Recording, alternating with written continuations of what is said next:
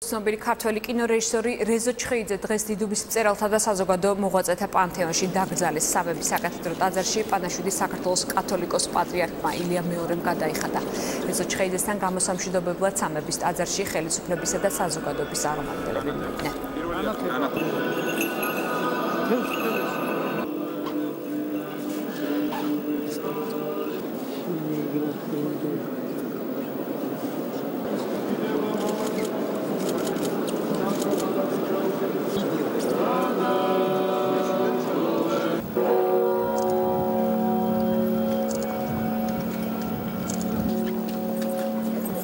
თავარი რაც ახასიათებდა მას ეს იყო სიკეთე, ეს იყო სიყვარული, ეს იყო სამშობლოსათვის თავდადებული მოღვაწეობა, ეს იყო უდიდესი რწმენა და დღეს ჩვენ შევთხოვთ უფალს, რომ უფალმა დაამკვიდროს მისი უკლავი სული, სადაც მართალნი განისვენებენ.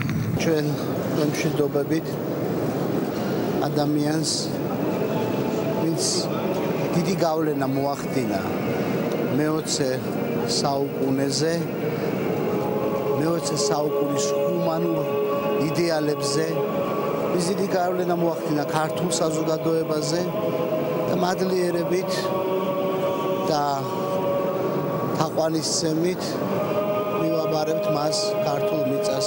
გარდა იმისა, რომ ბატონ რეზო გახდათ დიდი ხელოვანი, ამავდროულად ის გახდათ დიდი მოქალაქეც.